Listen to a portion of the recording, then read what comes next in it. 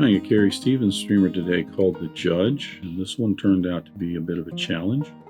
Not that the fly itself is a difficult tie. It's a tinsel body, underbelly, a bucktail, has two different hackles, a red grizzly and white in the throat. So it has a lot of the parts, as a lot of her streamers do, that are very similar. Yeah, that wasn't the challenge. The challenge was getting the hackles for the wing. I seem to have a heck of a time trying to get a hold of a nice whiting rooster saddle or cape that's grizzly dyed red like this. Now this is a bass salt neck that I've had for years that is great for poppers and things like that. And I put off doing this fly trying to get a hold of some nice hackles for it, and then remembered that I had that. So I decided to go ahead and use that as an opportunity also, not only to do the fly, but to show you that you don't have to have just perfect hackles to do these flies. You may have some strung grizzly hackle that would work just fine. You might have to scale down the hook, which I talk about in the video, but you can make that work. So that's the Judge. I'll go ahead and get started.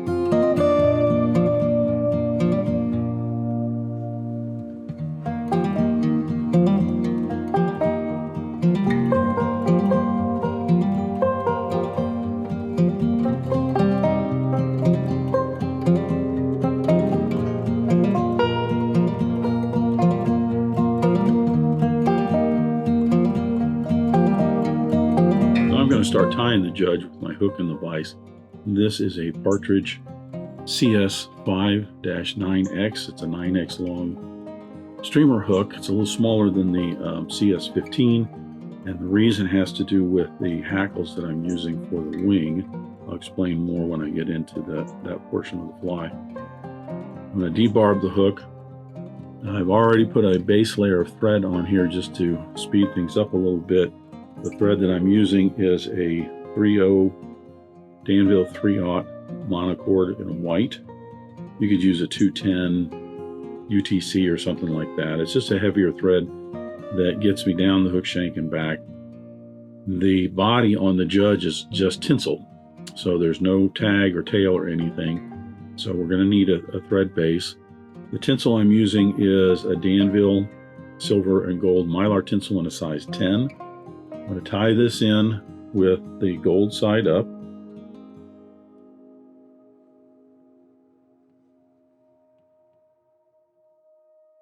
Most of these flies that you tie of Carrie Stevens, or even any of these other featherwing streamers, they benefit from a nice base of thread down, especially for the tinsel bodies. I'm going to put a layer of some flex cement on the hook shank here on the thread. This is going to help to secure the tinsel down to that thread a little bit so that it won't, just in case the tinsel gets broken while it's being fished, it won't all come unraveled. Because there's no rib or anything on this that's going to potentially protect that tinsel body. So this just helps it to, for the fly, maybe last a little bit longer. With that in place, you'll notice it flips over to the silver side. I'll go ahead and apply the body. This is 2 layers. That's why I tied it in up front. There's going to be 1 layer down, nice touching turns, and then 1 layer back up.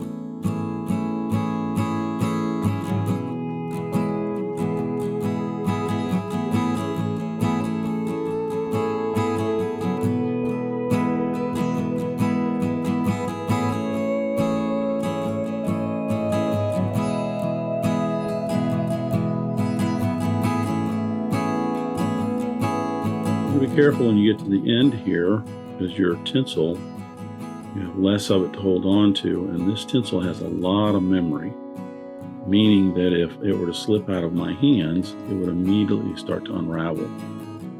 Hopefully some of that flex cement would, on that first layer at least, kind of hold that together and it wouldn't unravel that far. But that's the one downside to the Mylar tinsel is if that all unravels, then you've got to take it all off and reapply it. With my tinsel tied in, that does it for the body. Now I'm going to put my red thread on the head of the judge is a black head with a red band. I'm going to start out with the red first and then put the black bands on. I'm using Danville 70 Denier in red for this. I'll catch in the white thread along with the tag of red, cut both of those off.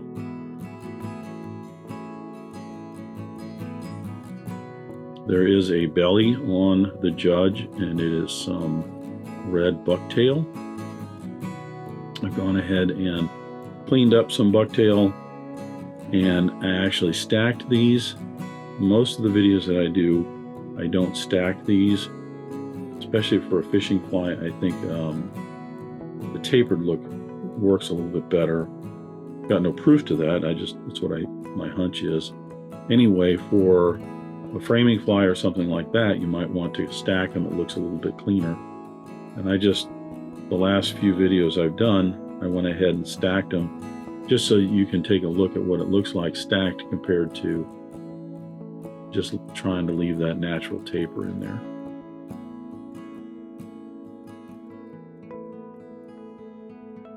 I'm going to secure that in on the underside of the hook. Trim away the excess. There's a throat.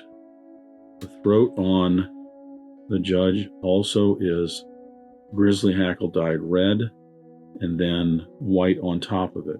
So I'm using the neck that I'm using is a bass salt neck because, as I mentioned, I'm having a difficult time getting a hold of like a nice whiting rooster saddle or cape in grizzly dyed red. But this is an old bass neck that I got years ago. Nice thing is it has right at the base here, it has some real broad feathers that have lots of long soft fibers to them right here that will work great for a throat on this. So I'm going to tie in the red. I've got 3 small clumps because it's red and then white, so you don't want to put too much on there. Each clump is going to be kind of small. I'll put the red on first and then I'll come back and put all of the white on top.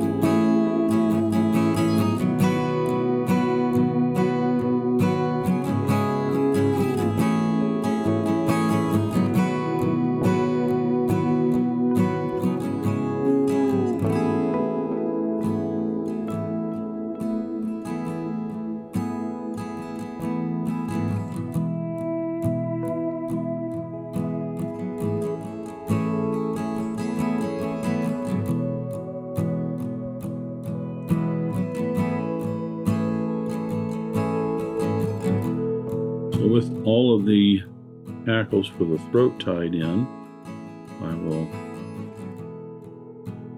clean this up a little bit for our wing. means I'm going to come down to the eye of the hook, wrapping backwards, starting to get the base of that head in, wrap all this down, the rear of the head, and smooth this off for the wing. The wing is some Peacock Herl. You want 4 to 6 Peacock Herls. I got 5 in here. You're just going to even the tips of these up as best you can. They don't have to be perfect. You want to leave the tapered tips in here. Just get those fairly even.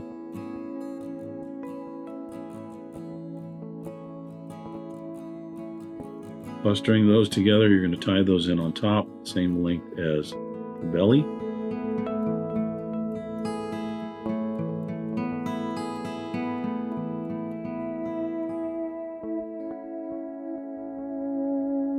And then we'll tie in the rest of the wing. As I mentioned, the wing on the Judge is a grizzly hackle dyed red. It's 4, so it's 2 on each side, with a cheek of jungle cock.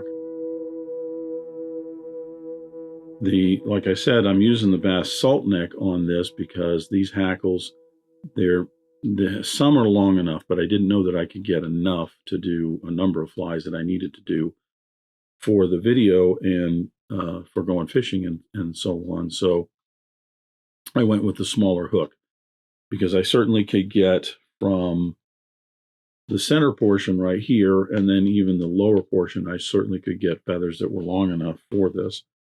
So sometimes if you can't find the hackles you're really looking for, then maybe look for something that you might not think of at first.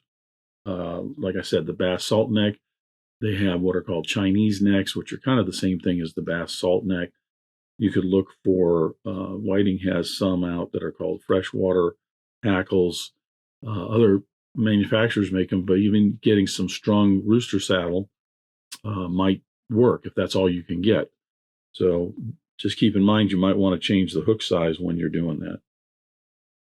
So I've already prepped this. I have 2 grizzly hackles on each side, totaling 4, and I have my cheek already set in. I'll trim off the excess rachis on that and then tie these in on both sides.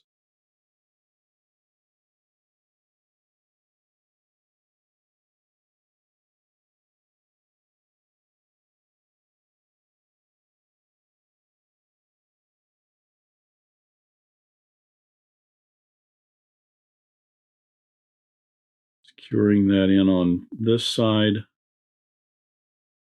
using my fingernail to kind of push that around just a little bit. Make certain that it is right on the side there and going nicely down alongside the hook.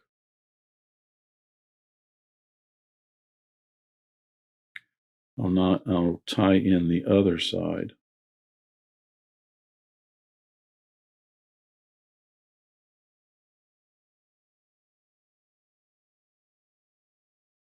Peacock Herl likes to kind of bounce up out of there.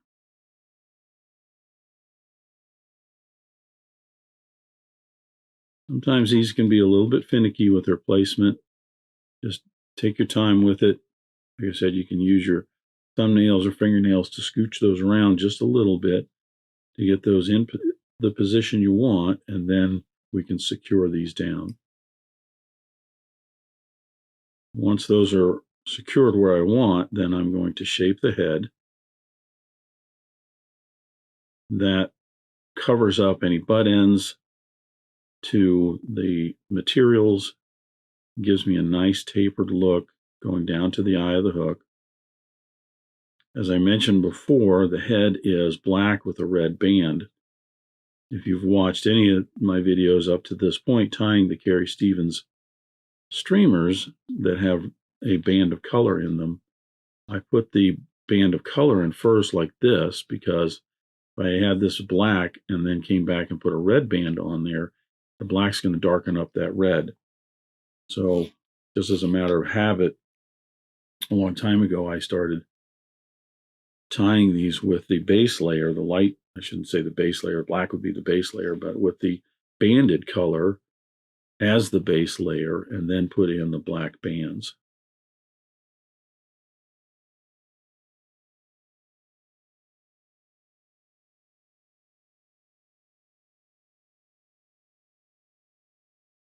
Secure my red thread. I'll take my black thread. For black, I'm using a 70 Denier Danville and black. I'm going to attach it to the rear portion of the head. Taking my time with this, I'm just going to put in a few wraps to secure the tag. Cut that away. Now I'll put in some more wraps to widen that just a little bit. I want to take about 1/3 of the head space for that rear band, and I want to cover up any red like that. But I don't want to put so many wraps in here that I'm making the diameter of this larger than the rest of the head. I mean, it's going to, it's because you're putting it on top of it, but at the same time, you don't want it to look too pronounced. The wax on my thread, I'll put in a whip finish here on the rear band, and then I'll reattach in front and put the front band of black on.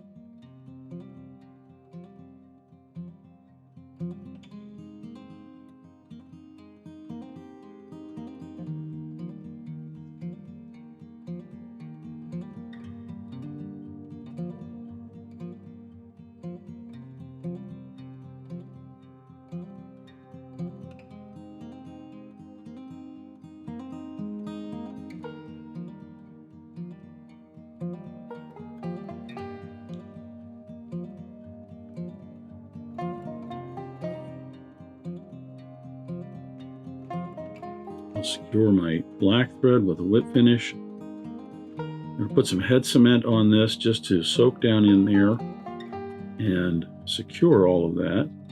Then I'll come back and put 2 coats of a clear lacquer on there as an extra protection for the thread. I'm using a fly-tight head cement. It's a thinner alcohol-based cement that just soaks down into those thread wraps real nice. And again, like I said, in a minute I'll put a couple layers of clear lacquer on that, and our judge is complete.